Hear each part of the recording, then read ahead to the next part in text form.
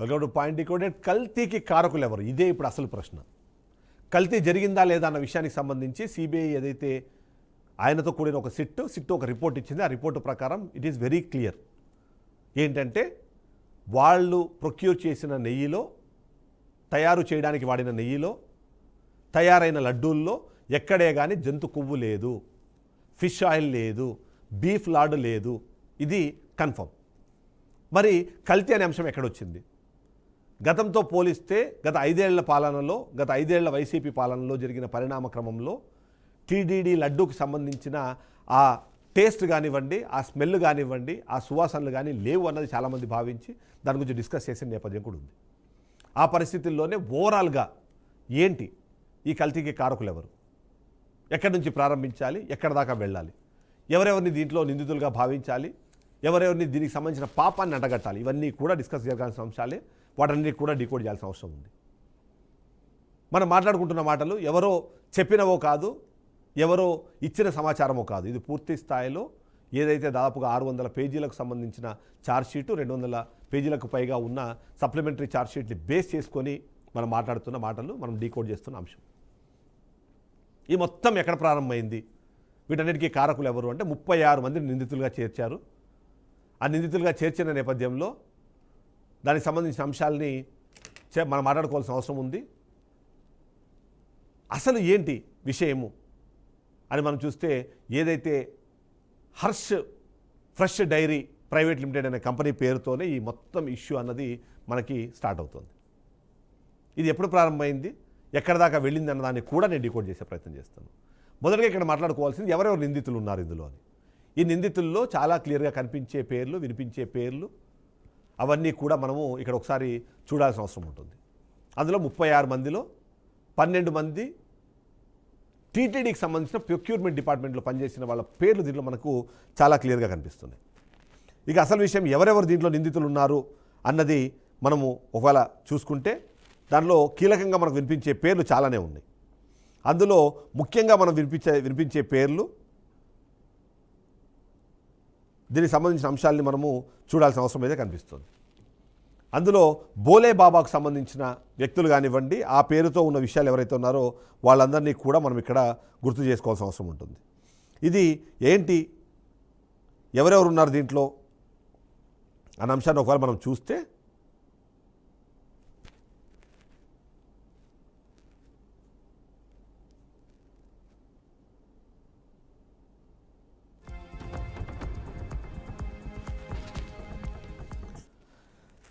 మనకు కీలకంగా వినిపించే పేర్లు, ఖచ్చితంగా మాట్లాడుకోవాల్సిన పేర్లు ఏంటంటే పోమిల్ జైన్ అలాగే విపిన్ జైన్. ఈ ఇద్దరి పేర్లు కూడా మనకు ప్రముఖంగా వినిపిస్తున్నాయి. ఎందుకంటే ఈ మొత్తాన్ని కూడా ఉత్తరాఖండ్లోని భోలే బాబా డైరీ, ఆర్గానిక్ డైరీ అనే పేరుతో వాళ్ళిద్దరూ కూడా డైరెక్టర్లుగా ఉన్నారు. వాళ్ళిద్దరే నిజంగా మాస్టర్ మైండ్స్గా కూడా మనకు అనిపిస్తుంది. నెక్స్ట్ ప్రళయకాల కావేరి మురళీకృష్ణ అనే అతను మా టీటీడీ మాజీ జనరల్ మేనేజర్ ప్రొక్యూర్మెంట్లో పనిచేశారు.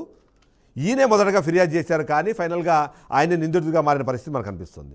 ఇక ఆర్ఎస్ఎస్విఆర్ సుబ్రహ్మణ్యం మాజీ టీడీపీ ప్రొక్యూర్ సంబంధించిన జనరల్ మేనేజర్గా ఉన్నారు. సప్లైలతో కుమ్మక్కయ్యి డబ్బులు తీసుకున్న ఆరోపణలు వినిపించింది ఈయన మీదనే. ఇక చిన్న అప్పన్న అనే వ్యక్తి మాజీ TTD chairman YV Subba Reddy personal అసిస్టెంట్గా ఉన్నారు. ఆయన కూడా దీంట్లో పూర్తి స్థాయిలో ఇన్వాల్వ్ అయ్యారని మనకు అర్థమవుతుంది. ఇక అపూర్వ వినాయకన్ చావ్డా అనే వ్యక్తి, ఈయన వైష్ణవి డైరీ నుంచి ఉంటారు, ఈయన కూడా దీంట్లో ఉంటారు. ఇక ఆర్ రాజశేఖర్ ఏఆర్ డైరీకి సంబంధించిన అతను. అజయ్ కుమార్ సుగంధ్, ఈయన ఢిల్లీ ఆధారిత ట్రేడరు, కెమికల్ ఎస్టర్ సేవస్ ఉన్నాయి, వాటిని సప్లై చేసిన వ్యక్తిగా మనకు కనిపిస్తుంటే, ఇక మరొక 12 మంది టీటీడీ ఉద్యోగులు కూడా ప్రొక్యూర్మెంట్ విభాగంలో ఉంచిన వాళ్ళు ఎక్కువ మంది మనకు కనిపించారు. దీంట్లో వైవి సుబ్బారెడ్డి మాజీ అదనపు ఈవో, ఏవి సుబ్బారెడ్డి ధర్మారెడ్డి పేర్లు కూడా మనకు మొదట్లో వినిపించాయి, కానీ ఆ తర్వాత ఛార్జ్షీట్లో మాత్రం వాళ్ళ పేర్లు కనిపించలేదు. ఈ ఓవరాల్గా చూస్తే మాత్రం దీంట్లో వీళ్ళు కీలకమైన వ్యక్తులుగా మనం చూడాల్సిన అవసరం ఉంటుంది.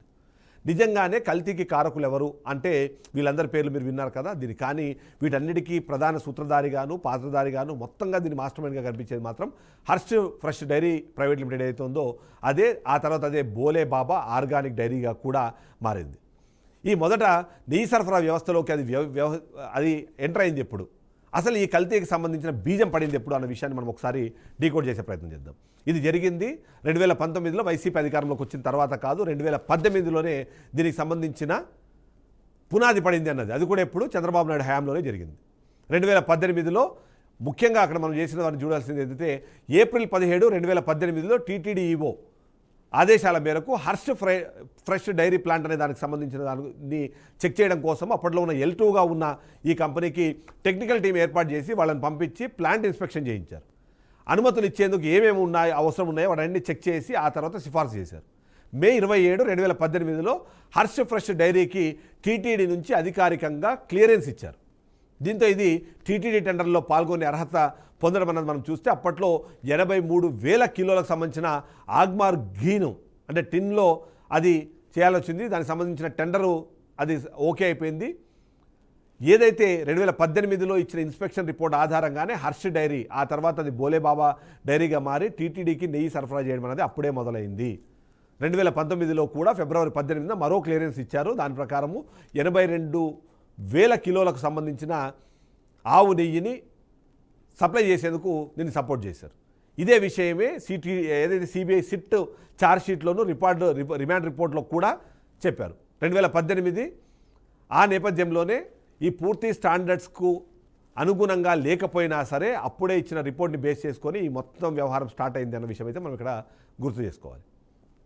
అసలు ఇవన్నీ ఏం చేశారు, ఇవన్నీ ఎలా జరిగాయంటే పోమిల్ జైన్, విపిన్ జైన్ ఎవరైతే ఉన్నారో వాళ్ళిద్దరూ కూడా హర్ష్ డైరీని సెక్యూరిటీగా తీసుకొని దాన్ని ఉపయోగించి కల్తీ నెయ్యిని తయారు చేశారనేది ఆ తర్వాత తెలిసింది. ఇక 2018లో ఇచ్చిన రిపోర్టు క్లియరెన్స్లో కల్తీ ఉందని ఎప్పుడే కానీ రాయలేదు కాబట్టి దానికి అనుగుణంగానే ఫర్దర్గా దానికి కంటిన్యూషన్ చేశారనేది మనకు అర్థమవుతుంది. సో అసలు ఇది జరుగుతున్న నేపథ్యంలో ఏం చేశారు, ఎలా తీసుకొచ్చారు అంటే పామాయిల్ని రసాయనాలని కల్పించి ఒక సింథటిక్ గీని తయారు చేసి దాన్ని ఇచ్చారు అన్నది.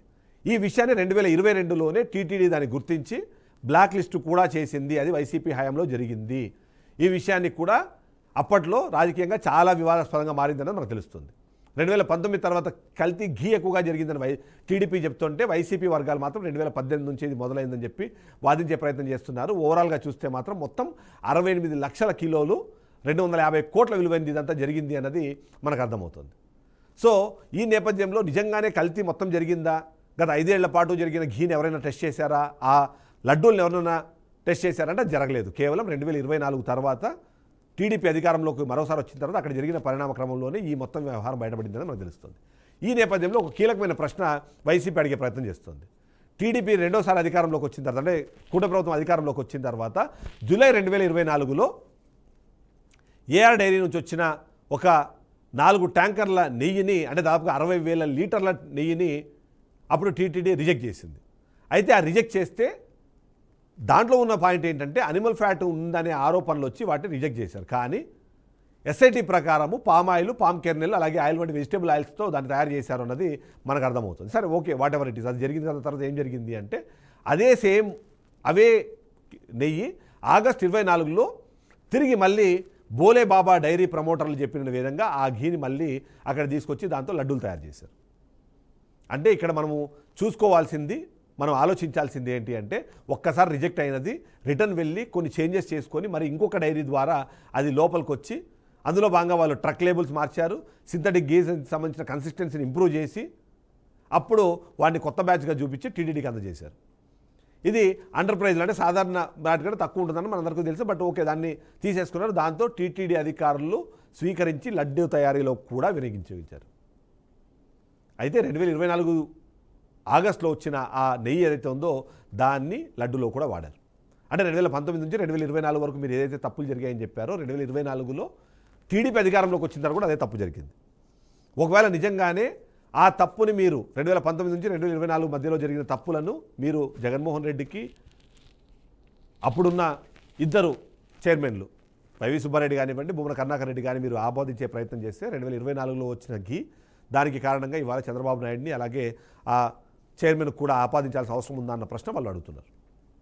దీన్ని బట్టి మనకు అర్థమైంది ఏంటి అంటే కారకులు ఎవరు అంటే చాలా క్లియర్గా అక్కడ కొద్దిమంది అధికారులు, ముఖ్యంగా టీటీడీకి సంబంధించిన పాలక మండలికి సంబంధించిన నేతలు ఎవరైతే ఉన్నారో దానికి సంబంధించిన పర్సన్స్ ఎవరైతే ఉన్నారో వాళ్ళందరి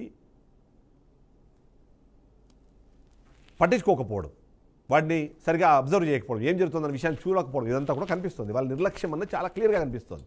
ఇక్కడ అతిపెద్ద సమస్య ఏంటంటే ఆ ప్రొక్యూర్మెంట్కి ఆ రోజు ఇన్ఛార్జ్గా ఉన్న వ్యక్తి వేమిరెడ్డి ప్రభాకర్ రెడ్డి. ఆ ప్రభాకర్ రెడ్డి ఇప్పుడు టీడీపీ పార్టీలో ఉండి ఆయన ఇవాళ ఎంపీగా పనిచేస్తున్నారు. ఎవరైతే అది ఆరోపణలు లేకుండా సింఘాల్ కానివ్వండి, ధర్మారెడ్డి కానివ్వండి, సింఘాల్ మరొకసారి వచ్చారు, ఇప్పుడు నిన్న ఆయన్ని తప్పించారు ఆ బాధ్యత నుంచి. కానీ ఆ ఈవో ధర్మారెడ్డి గతంలో పనిచేసిన వ్యక్తి ఇప్పుడు వేమిరెడ్డి ప్రభాకర్ రెడ్డి సంబంధించిన కంపెనీలో సీఈఓగా పనిచేస్తున్నారు.